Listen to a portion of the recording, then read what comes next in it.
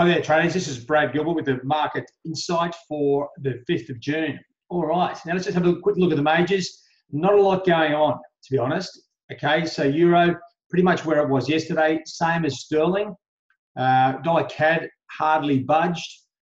The dollar yen is slightly higher. It's on a slightly higher projection, but there's not a hell of a lot of activity. Maybe when it breaks 110, it may get something. Aussie was the sort of main move yesterday. It tweaked up from sort of 75 to 90, slowly climbed throughout the European and North American sessions, now trading sideways as we wait for the RBA. And the Kiwi, it's a little bit higher as well. Now, don't forget, so we have seen like sterling top out at 134, slightly stronger UK construction numbers. The euro also sort of enjoying the benefit of a weaker dollar on the back of those trade tensions. And that's pretty much it. These majors, to me, aren't really going anywhere in a hurry just at the moment. You know, we are seeing sort of new highs, new lows, but it just keeps, like euro keeps tracking around 117 the figure. Sterling in much bigger ranges, but it's still hanging around 133, 129 for dollar CAD. As I said, dollar yen slowly higher. And Aussie and Kiwi, the two Antipodeans, have been slowly climbing the past week. They sort of continue on their merry way. But, you know, there's not a lot going on. And this is where the media really comes into play and can take control of the market. Right, so we just have a look here at the various sort of headlines. Okay, it's all about the dollar, trade concerns, the G7 summit. It's 6 plus Trump. Like there's a huge amount of angst on Trump with regards to these tariffs. And that's the way we've seen him play. He pushes everyone into a corner, then lets them sort of fight their way out of it, comes out with a deal, and everyone's happy. Now, the other thing about just the G7 is that China are also arcing up about the potential tariffs on their goods and services. And they're sort of talking about if they do introduce new tariffs, then all the trade agreements that they've agreed to the last 2 weeks will be wiped off. So that's another major concern, obviously for global growth, but for the US dollar as well. And that's holding the dollar back. Sterling, okay, even though it rallied a bit on those construction numbers, Brexit's still poking its head up. And that's going to continue. The media outlets will continue to push that as long as they can. It's just the way it is. I mean, they're you know, that's their agenda. They're here to sell advertising, and you've got to understand that. So if there's nothing going on, they always revert back to the geopolitical setup.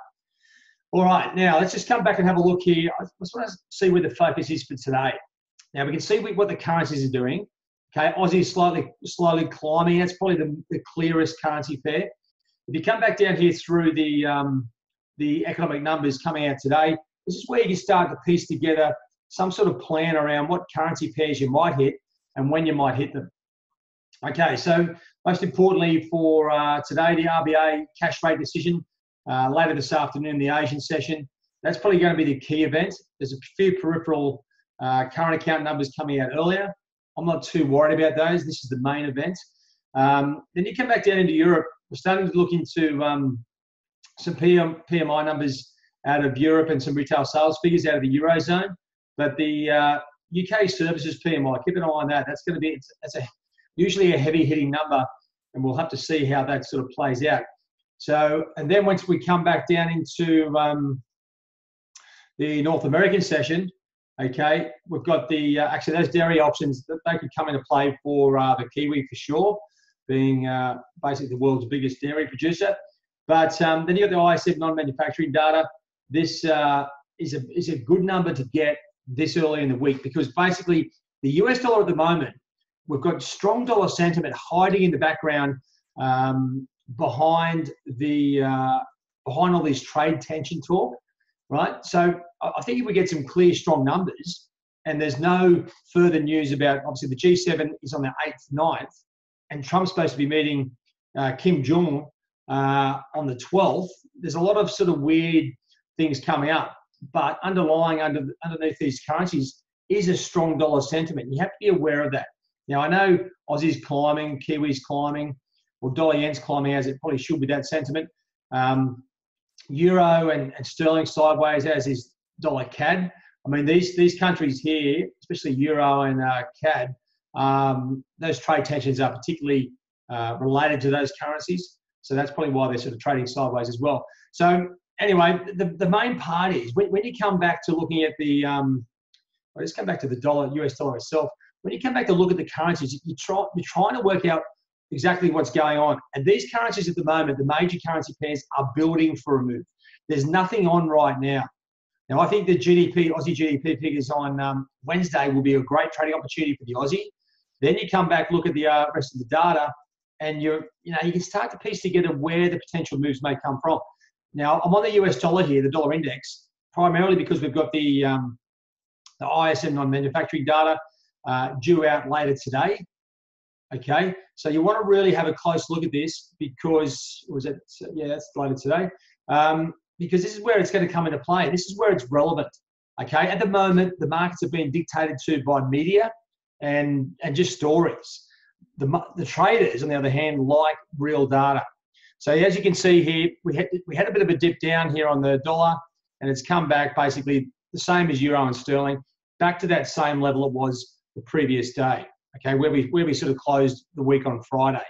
So it's in limbo at the moment. Now, if we get weak ISM numbers, sure, it could put further pressure down, and that's a better move because it's on the back of economic numbers, right? So we may get some weakness. If those numbers are strong, we may see it rally, but once again, we know when the G7 major talks are on, that's going to be later in the week. So we may be in a situation where we are going to be continuing to trade sideways for the immediate future. All right. So the main aim of it is, and this is just trading in general, isolate the best pairs for the best potential opportunities. All right.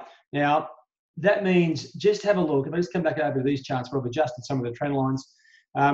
Look at the pairs, look at the data coming out. Now, we do have the Aussie dollar, right? Look at the RBA. Now, I don't expect anything out of the RBA, but Wednesday, I think the GDP figures will be a good move. So I'm thinking Aussie Wednesday is really good. I will be watching very closely today.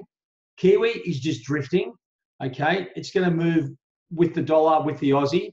Dollar yen has got a slight upward bias. Now, I think dollar yen is going to really come into play around the 12th of June, around Kim Jong-un. If that meeting goes ahead, I would be surprised if it wasn't cancelled and there was some sort of blow-up about tariffs.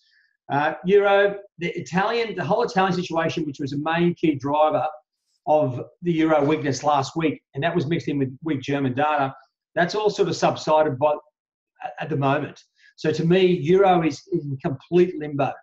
Whereas you can see the erratic nature of sterling, okay, it's a little bit tougher to trade. We would do a sort of major blowout on the top side, okay. If I just blow that up, I'll just give you a look at how that sort of came about. It's a pretty much just one of those moves where it needs to take out a bunch of stops.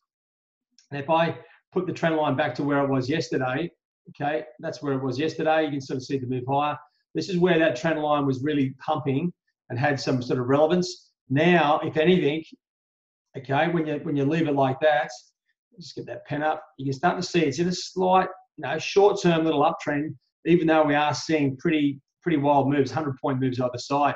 It is still sort of slowly climbing, but we haven't got a hell of a lot to play with, is what I'm trying to sort of emphasize. All right, when you don't have a hell of a lot to deal with, right, that's when you don't get overly excited and start banging things around. Now, this recent trend line here, sterling, is pretty fickle. It's got 2 touches, so don't think by any stretch this is like an amazing level. It's the only sort of resistance level we have, but it's not by any stretch extremely solid. If anything, the downside is looking like a better trend line to sort of work with. All right, so that's pretty much it, guys. There's a fair bit in there. The point I wanted to get across was there's a fair bit of geopolitical news going on. The currencies, it may look like they're moving, but they're not really. Okay, there's hardly anything in it at this stage. They're just sort of washing around. What we need is some real data, some economic data to move these currencies, give them direction, because we're not going to get direction out of the G7 or out of the media at this stage, because there's no major events, right? And whilst this G7 hangs in the balance, I think you'll find that the currencies will be hanging in the balance as well. All righty, have a good day, guys. We'll catch you later on, and we'll see you in the trade zone. Cheerio.